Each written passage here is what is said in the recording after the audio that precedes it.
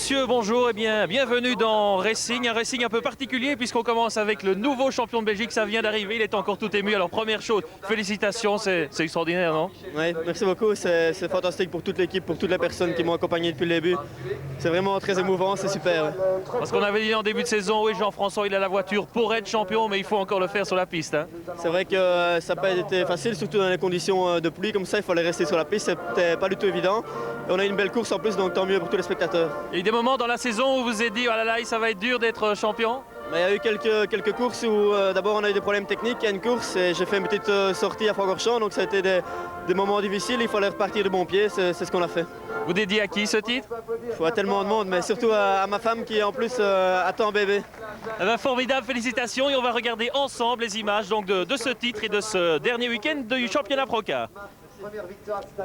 Merci. Le titre pour Jean-François Emroul, c'était assez prévisible, il faut bien l'avouer. Alors avant de voir comment il l'a conquis, petit rendez-vous sur la grille avec l'une des attractions de ce meeting Procar, Eric Van de Poel en personne, venu nous rendre une petite visite de courtoisie au volant de sa Nissan espagnole. C'était vraiment le bon moment de venir parce que la voiture est vraiment au top maintenant. On a les dernières évolutions et on est prêt pour la fin du championnat espagnol. Et en plus, c'est un très bon entraînement pour nous pour terminer le championnat. Place maintenant au spectacle et à la conquête d'un titre que Jean-François Emroul se devait de ramener dans l'escarcelle Audi. Mais au départ, c'est Thierry Tassin, le champion en titre pour 2 fois 30 minutes encore, qui se montre le plus rapide. Il précède Duhet, Van de Poel, De Radiguez, Emroul et Vos. Dès les combes, De Radiguez passe Van de Poel. Le pilote Honda n'a pas le choix. S'il veut conserver encore une chance de coiffer la couronne nationale, il doit s'imposer à tout prix. Un objectif que Tassin, Duhet et Vos ne sont pas disposés à lui laisser atteindre. Le trio s'installe en tête. Et puis coup d'œil sur la Coupe 106 avec une sortie de route bénigne qui aura pourtant une influence prépondérante sur le classement de Division 1. Le drapeau jaune est présenté, mais Marc Duhet ne le voit pas, ébloui sans doute par la perspective d'une première victoire cette saison. Le Grand dépasse illégalement Tassin sous le régime des drapeaux jaunes et se retrouve en tête de la course devant son équipier et celui d'Emroul. Une place qu'il conservera jusqu'à l'arrivée mais qui lui sera retirée sur le tapis vert. Retour à la course avec Vincent Vos qui n'est pas décidé à se cantonner dans le rôle d'équipier. S'il participe à ces 2 dernières manches, c'est bien sûr pour finir devant De Radiguez et le priver de points, mais le Verviétois est bien décidé à monter sur le podium et sur la plus haute marche possible.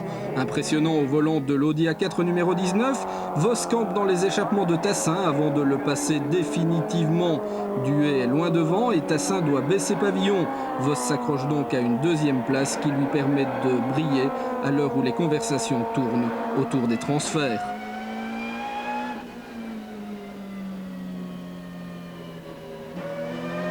Tassin a déjà l'esprit tourné vers 1997 et Didier De Radiguez va perdre ses dernières illusions. La victoire, il n'y pensait déjà plus sérieusement avant cette escapade dans les graviers du Raidillon.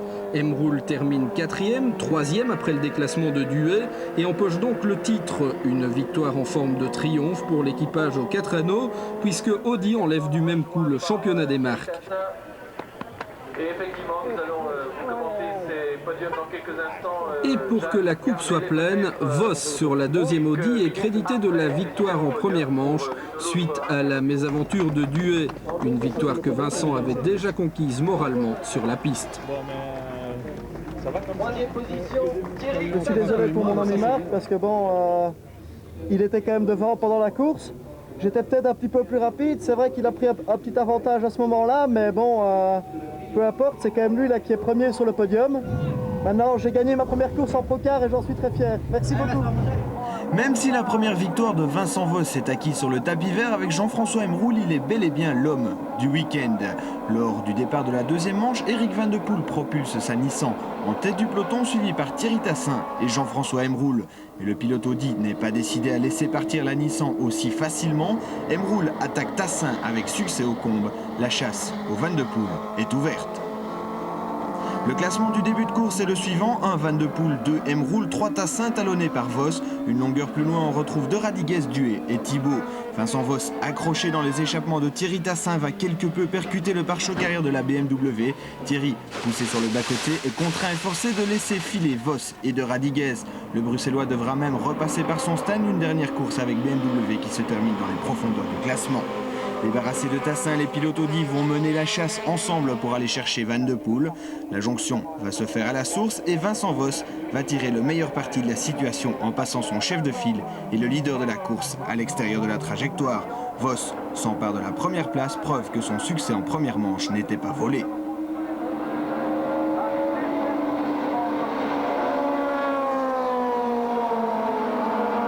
Au freinage des comptes, Vos s'est installé en tête. Eric Van de Poel parvient à contenir les assauts de Jean-François Emroul, mais pas pour longtemps. Le nouveau champion de Belgique va profiter de la meilleure motricité de son Audi sur la pluie pour prendre l'ascendant sur la Nissan espagnole.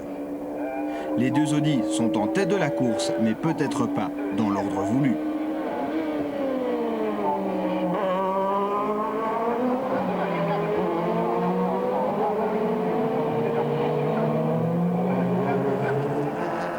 Le retour sur les attardés, le dépassement des petites 106 sera finalement favorable à Jean-François Emroul. Avec cette victoire supplémentaire et après une saison déjà fructueuse, le Hutois fête son titre avec panache. Mais ce week-end, à Francorchamps, Vincent Vos a bel et bien prouvé qu'il méritait amplement un bon volant en super tourisme. Messieurs les team managers, la balle est dans votre camp.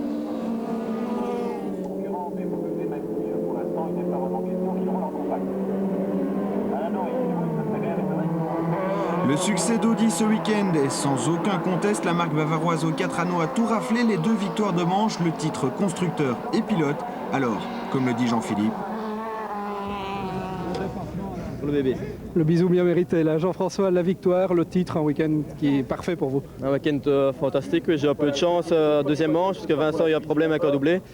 Et j'ai gagné, je crois que c'est chouette de terminer un championnat comme ça, d'avoir le titre et une victoire, c'est fantastique. Le titre maintenant, ça date de ce matin, vous avez eu le temps de le mûrir dans la tête, alors ça fait quoi? Ouais, je crois que j'ai pas couru bien le temps, je crois que ça va prendre au moins une semaine pour le laisser mûrir, mais c'est super, je crois que ça fait un sentiment fantastique et encore une fois, c'est grâce à toute l'équipe, à toutes les personnes qui m'ont aidé. 3 courses, 3 podiums, je suis vraiment heureux. Je gagne la première manche, 2 dans la deuxième manche et 3e en quart-glace. C'est vraiment un week-end fabuleux. autre pilote satisfait de ce week-end d'automne à Francorchamps, Eric Van de Poel, qu'on aimerait bien voir plus souvent chez nous. Appréciation du championnat belge par le plus populaire de nos exilés. Oui, mais je crois que chaque année, c'est une leçon pour l'année d'après. Et bon, ça porte ses fruits, il y a du monde, les courses sont belles, il y a beaucoup de voitures sur le plateau. Et franchement, c'était très sportif sur la piste, donc je ne sais pas ce que vous reprochez tous, moi j'ai rien vu. Cette petite expérience ne vous donne pas l'envie de nous retrouver un peu plus souvent l'an prochain? Une fois ou deux, c'est parfait. 24 heures et peut-être 1 ou 2 courses en poker. Je suis très heureux. Et puis, fin de championnat oblige, le titre de Jean-François Emroul a été fêté comme il se doit par toute la colonie Procar.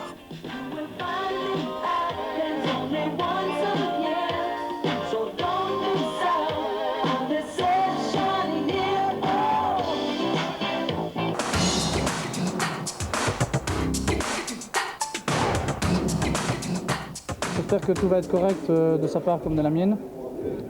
Le terrain mène un avantage aujourd'hui l'Audi. Bon, on va essayer de voir ce qu'on peut faire. Je vais quand même essayer de la gagner, comme ça si je la gagne, je suis directement champion et il y a moins de tracas pour la deuxième manche. Le calcul est en effet facile pour cette première manche. Si De Fourny s'impose, il sera sacré au terme des 30 minutes initiales. Si c'est De Chavannes, le débat sera reporté de quelques heures. Et d'emblée, le pilote belge prouve qu'il n'entend pas laisser filer cette couronne. De Fourny prend la tête. Si De Chavannes veut le titre, il faudra qu'il démontre tous ses talents de pilote pour venir le chercher. Sous la pluie, l'Audi bénéficie bien sûr de ses 4 roues motrices, mais quel que soit le temps et quel que soit le terrain, les deux hommes ont prouvé tout au long de la saison qu'ils sont très proches en performance et que cette victoire finale, ils la méritent tous les deux. Mais le sport est ainsi fait qu'ils souffrent difficilement un partage quand l'enjeu est d'importance. Il faudra donc un vainqueur et en ce début de course, Didier touche au bonheur en maintenant Christophe derrière lui. Fin du premier acte, coup d'œil vers le ciel, les vannes se ferment, l'état de la piste ne s'aggrave pas, avantage de Fourny.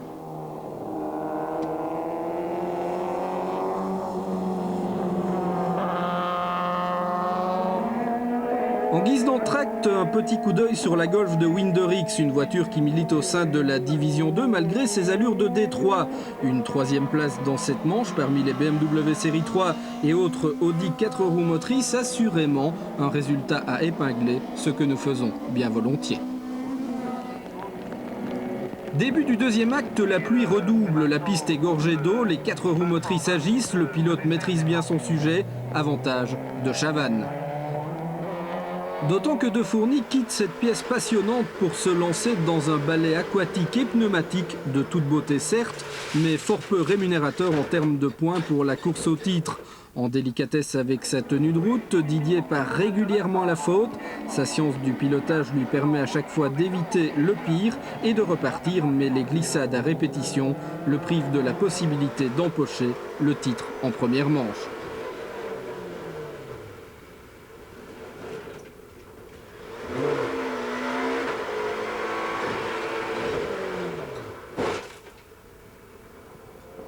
La division 2 est égale à elle-même, une nouvelle fois elle offre suspense, passion, rebondissement, bref tous les ingrédients d'une bonne dramatique. Le public est satisfait, les acteurs aussi et surtout celui qui a réussi à hisser son nom en haut de l'affiche de cette première manche, Christophe de Chavannes. J'ai plus que 2 points de retard, il suffit que je gagne la prochaine pour être champion de Belgique. Inch'Allah, on verra. Étonnant quand même un Français qui serait champion de Belgique. Ah, moi je trouve ça bien parce que je me sens bien ici, donc j'aurais pas l'impression de voler quoi que ce soit. Je me sens presque déjà à moitié belge. J'ai plus qu'à me trouver une petite fiancée belge et puis l'affaire est réglée. Alors Didier, avant la course, vous me disiez que vous vouliez gagner pour être champion tout de suite, mais c'est pas fait. Maintenant c'est pas fait, j'étais bien parti puisque j'avais 4-5 secondes d'avance sur Christophe, la voiture allait très bien. Et puis il a commencé à repleuvoir et là la voiture a commencé à glisser très fort. Et je suis parti en travers dans le raccordement, j'ai essayé de la récupérer, j'étais dans l'herbe et j'ai dû élargir la trajectoire, prendre les pneus. Je suis quand même reparti et puis de nouveau je suis sorti une deuxième fois à la sortie du bus stop parce qu'il y a une flaque d'eau et la voiture est partie de travers et j'ai tapé à l'arrière. Lorsque le Pesquin s'efface en deuxième manche, le titre en Division 2 aurait pu se jouer. De Chavannes, emmené par son élan, passe devant De Fourny alors que les drapeaux verts sont toujours agités. En plaidant coupable, De Chavannes héritera en fin de course d'une pénalité de 10 secondes. Les commissaires ont sanctionné comme ils devaient le faire. En respectant l'éthique sportive, la pénalité ne viendra pas troubler l'attribution du titre en Division 2. De Chavannes devant De Fourny, le Français à cet instant de la course est champion de Belgique.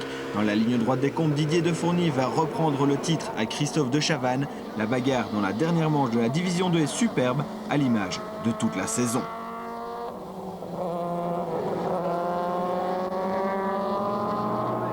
Mais sur une piste détrempée, De Chavannes est plus rapide que De Fourny, c'est net.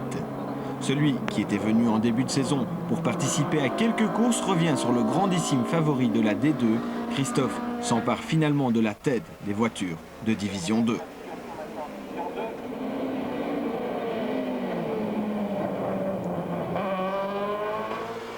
De Chavannes, confortable leader sur la pluie, va prendre inexorablement l'ascendant sur De Fourny et accroître son avance sur le pilote BMW. Sur la ligne d'arrivée, l'Audi possède 10 secondes et 4 dixièmes d'avance. De Chavannes est champion de Belgique, un titre aussi étonnant qu'incontestable.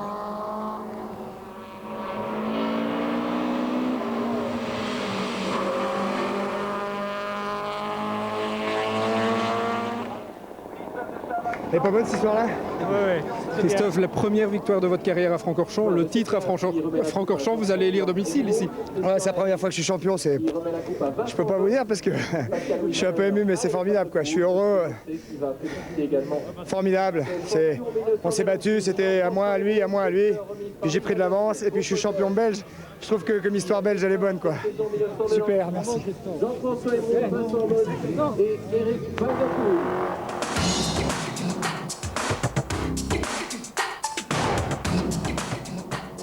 Même si la Renault Mégane a outrageusement dominé le plateau de la Division 3 cette saison, il faut bien reconnaître que Peter Barth et Paul Simons sont passés à côté des 2 derniers meetings. Moteur cassé au BPR et forfait après la première manche ce week-end.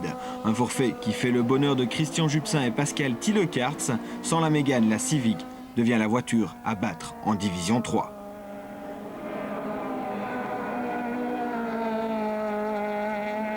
En première manche, Pascal Thielekarts a survolé toute la course. Il impose sa Civic devant 2 Citroën ZX celle de Noirom, suivie par Eliar.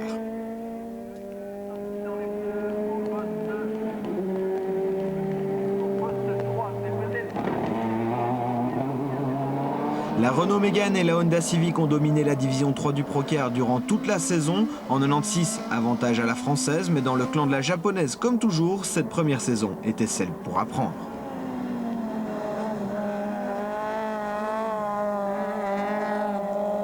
C'est vrai que sous la pluie, la voiture est très bien équilibrée.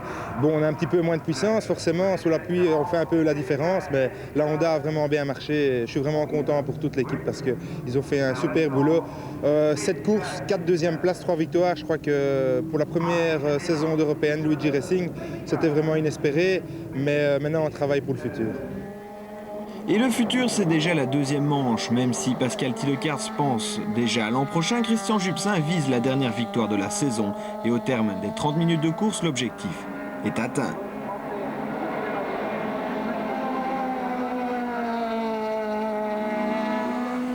Pour ramasser les miettes, et comme ce fut le cas depuis le début de la saison, les Ethics étaient présents. Burton décroche une très honorable deuxième place.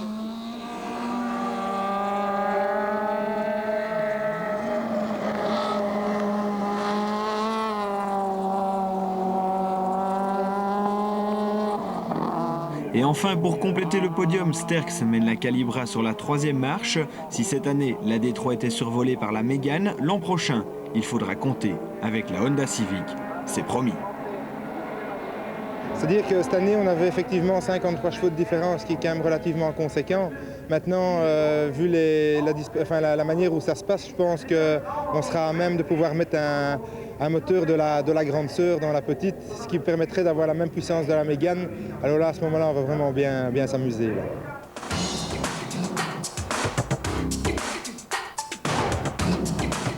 En coupe compacte, Stéphane de Groot possède encore de sérieuses chances de rafler le titre. Pour cela, il ne doit pas concéder de points à Hugeux et Moreau, ses deux principaux rivaux. Stéphane prend la direction des opérations devant Orion, un invité de marque pour ses 2 dernières manches.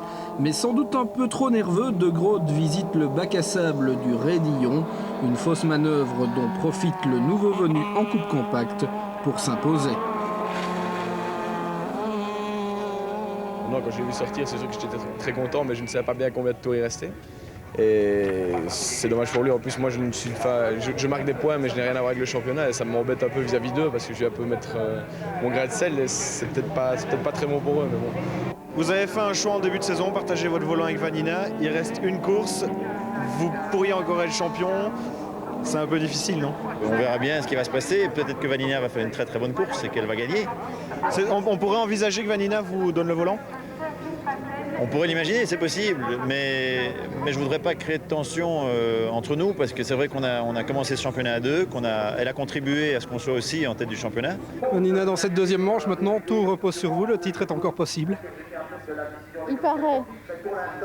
Comment va-t-on gérer cette course maintenant? Je pense que je vais plutôt faire une course d'attente et voir ce qui se passe devant. Mais voilà, entre les intentions et la réalité, il y a un grand pas que franchit malheureusement Vanina en étant impliqué dans l'accident de début de course. Le titre s'est envolé. La bagarre se réduit à un coude à distance entre Hugeux et Moreau. Derrière Orion, impérial pour la seconde fois de la journée, Hugeux conserve la 2e place. Moreau, un instant 3e, termine 4e, une place qui lui suffit pour s'assurer d'un titre qui lui avait échappé l'an passé. Frédéric Moreau, champion en coupe compacte.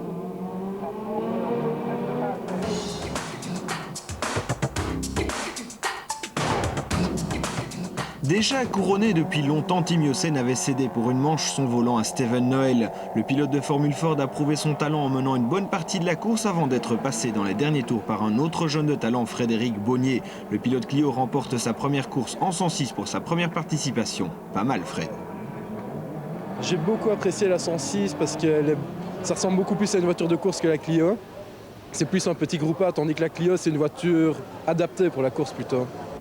En deuxième manche, après le carambolage du départ qui élimine Tim Yossen et Stefan Van Dijk, Matthias Vian mène le peloton de la petite division. Toutefois, Matthias devra s'effacer au profit d'Olivier Bruxiola, qui remporte donc la dernière course 106 de la saison. Sabine Dubois complète le podium. Vraiment, ce dernier week-end Procar était bien celui de son Franz de papa.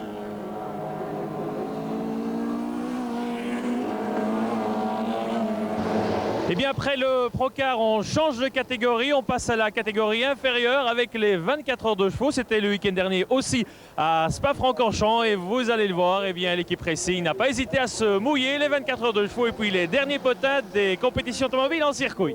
Les 24 heures de chevaux, l'épreuve que les Français nous envient tant, et il y a de quoi. 98 équipages au départ, tous des mordus, mais le plus motivé c'est sans conteste 22, auteur de la pole. À partir du moment où on roule dans un beau team, c'est toujours fabuleux de rouler. On a juste eu un petit problème le week-end passé, c'est que Marc Huidard, qui est le préparateur et pilote de la voiture, s'est blessé justement en travaillant un peu sur le véhicule. Et on a été un peu en retard au niveau du timing. J'ai dû me réappliquer alors que j'avais dit qu'au niveau mécanique, je m'impliquerais moins. Mais cette année, et ça a porté ses fruits. À entendre Jean-Pierre, on se croirait en F1 et ça fait plaisir. 16h, on est parti pour le double tour d'horloge le plus fun de la saison. Aux avant-postes dans les premiers tours, le trio infernal Bonnier, Fermine, Jamard. Mais les sextuples vainqueurs de l'épreuve connaissent des problèmes d'essuie-glace. Alors on répare comme on peut. Les mécaniciens ont monté un moteur comme dans le temps, c'est-à-dire qui est fixé sur l'arête supérieure du pare-brise avec un essuie-glace qui balaye vers le bas. Bon, mais ça a malheureusement pris énormément de temps, ce qui fait que je ne sais pas du tout où on est dans le classement. Enfin, j'ai fait tout ce que j'ai pu pour rouler, je pense que les temps étaient bons, mais il va falloir travailler dur maintenant pour remonter sur les adversaires. Même si en deux on s'amuse, il y a tout de même des risques. En début de soirée, la voiture de 22, alors en tête, prend feu, incendie rapidement maîtrisé, mais la voiture perd le leadership et abandonnera plus tard. Partie 4e sur la grille, la voiture de 21, pas trop mal pilotée par votre présentateur préféré associé à Thierry Delru et Thierry Tassin, navigue aux alentours de la 5e place. Pour Thierry Tassin, la Deuche, c'est la détente. C'est amusant, c'est mon premier relais. Et ce qu'il y a de sympa, c'est que le moteur de cette écurie de chez Étienne Bonnier, on a un tout bon moteur. Donc on dépasse 20, des fois 15 voitures par tour. Et c'est amusant parce que sinon, si on était tout seul sans avoir du trafic, ce serait moins gai. Et ça, c'était bien chouette. Et la voiture va bien, donc... 4h du matin, la mi-course, il est l'heure de faire les comptes. Fermine, Bonnier et Jamard sont remontés de la 88e à la 3e place. La victoire n'est pas encore perdue. En tête, Pira, Ouar et Perrette. Il reste encore beaucoup à faire. Et bon, on croise les doigts parce que la mi-course, ça veut dire qu'il reste encore au moins 12 heures. Donc il peut se passer encore énormément de choses. Avec le jour qui se lève, l'équipage de la Diane 64 voit s'envoler tous ses espoirs de victoire alors que pour la 34, tout va bien. Pendant 18 heures, on a fait un sprint effréné et on a roulé vraiment très vite. Et bon, maintenant, on commence à lever un peu le pied et on essaie de commencer à assurer parce que c'est encore long et je pense que la voiture a quand même beaucoup souffert pour cette remontée. Et il n'y a pas que les voitures qui souffrent. Gaétan Vigneron, Thierry Delru et Tassin sont 4e à quelques longueurs de l'arrivée, de quoi s'impatienter. Finalement, la voiture de Fermine, Bonnier et Jamard sera la première à franchir le drapeau à damier. Une 7e victoire en 10 participations communes pour les compères. De grâce, laissez-en un peu pour les autres l'an prochain, messieurs.